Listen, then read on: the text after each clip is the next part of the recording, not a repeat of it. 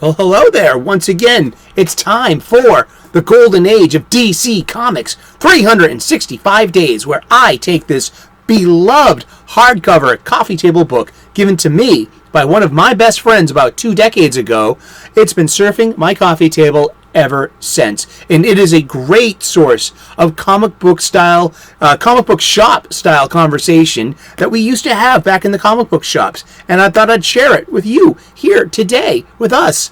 Isn't this great? So I'm taking this 2004 Abrahams Press book, written and curated by Chip Kidd, Les Daniels, and Geoff Spear. You can find a link in the description to the Amazon page and get yourself a copy at a reasonable price. It will look great on your coffee table, and it makes a great gift. I know. It's a 365 days book, so I'm using it for its intended purpose. I cracked the book open to today's date. We're going to look at some comic book art. We're going to read the blurb, and we're going to talk about comic books every day for the rest of the year. So, and this is the part of the program that I like to say. I use what's known as the escapism caveat. Oh, hot cup of coffee. That's great. Tanzanian pea berry. Hey, what goes better with a coffee table book and coffee table talk than a great cup of coffee? I mean, pull up a chair, grab a cuppa, and join us. What is the escapism caveat? It's something that I take very personally and seriously as a lifelong comic book fan. Listen, activism is very important. The world needs help, and activists try to make the world better. They really do. They're very well intended. Yet over the past few years, activism has encroached upon our spaces, such as comic books, sports, cinema. It's activism, like I say, is very important and needed. Yet so is escapism. Escapism is very important. We literally need to forget about our worries and our problems just for a few minutes in a day. Be transported, spirited away to a different place as different people with fantastic powers and in different adventures or romance or swashbuckling. You know, things that we don't have in our normal lives, and we're beset by our problems and worries. We can escape them with fiction, or comic books, or sports, or music, or art. And activists have become quite pushy and almost like bullies to the fact that provocative labeling and heedless accusations of bigotry or being an ist or a phobe because you don't fall in line with what they're pushing. Listen, activism has its space and has its place, but do you really want to be lectured all the time? That's nagging, and you can actually develop a sense of compassion fatigue with all of this nagging. I mean, I don't read comic books to be lectured. I read comic books to escape, because that's what they're there for. So yeah, I mean, that is the escapism caveat. So let's crack this book open to today's date. It is July the 3rd. It's summertime, and while I'm wearing a sweatshirt and a wool cap. I know, huh? And this is art by Reed Crandall from Blackhawk, number 53 from June of 1952. Let's take a look at this. It's Captain Blackhawk himself. He's on an Arabian charger, as Mick Jagger said in that song, and he's being chased across the desert by a band of people wanting whatever he's got. Maybe it's the lady. Who knows? Let's find out. Let's read the blurb. A war hero and aviation adventurer, and eventually just an all-around man of action, Blackhawk is shown here in an equestrian mode, rescuing a damsel in distress. Oh, how problematic. From a pursuing horde of Arabian horsemen.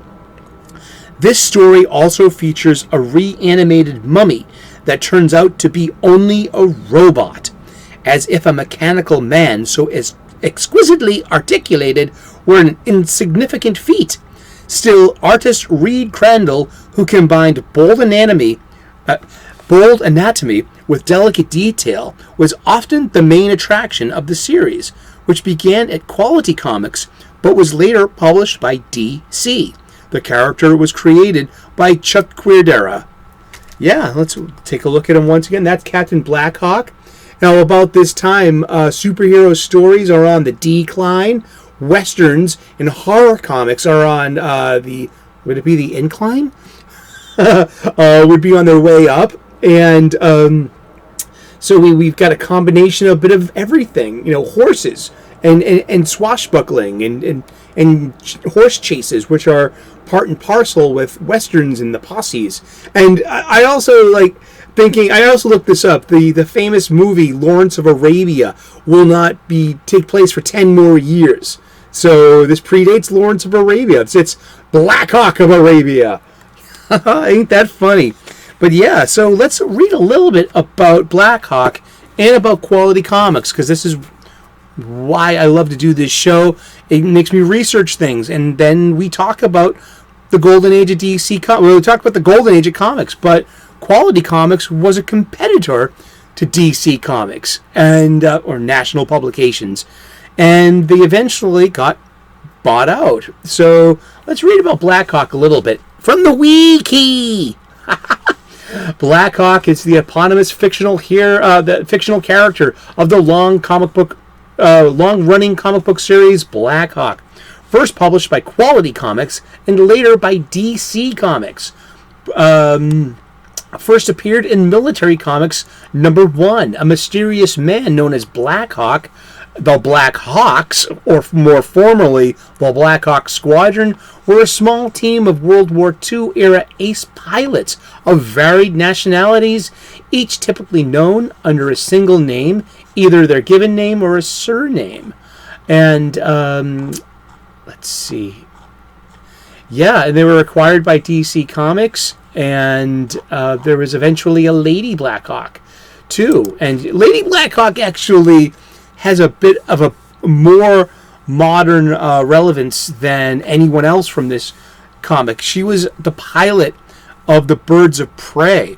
The Birds of Prey were an all-girl team, or an all-lady team, of DC heroines in the early 2000s. And the Birds of Prey were Black Canary, Huntress, and a few other heroes too. And Lady Blackhawk was their pilot, Zinda, and she had this a European accent, and so things are written in the voice bubbles exaggeratedly to reflect accent sometimes. And it's Zinda, Lady Blackhawk, was actually a really fun character.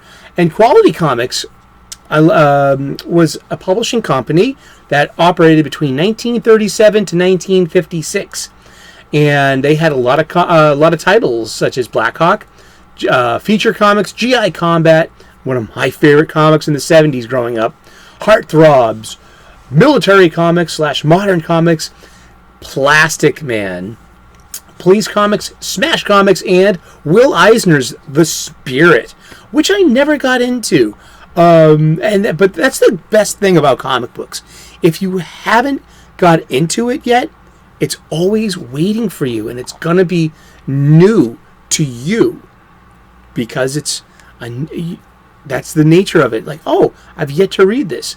So we have to, it's kind of like me professionally. I'm a professional chef, so there are so many things I've never cooked. There are so many pieces of equipment that I've never used. There are so many techniques I've never tried. So I'm continually learning. I'm a student of my trade. And you know what? I'm going to take that and I'm going to say that I'm continually a student of my fandom and of my lifelong love of comic books. And DC, the trademarks to the characters and to the titles of the various comic book series were sold to DC Comic Books. All the Quality Comics were sold to DC in late 1956. And DC periodically publishes the story in order to keep their copyright claims alive.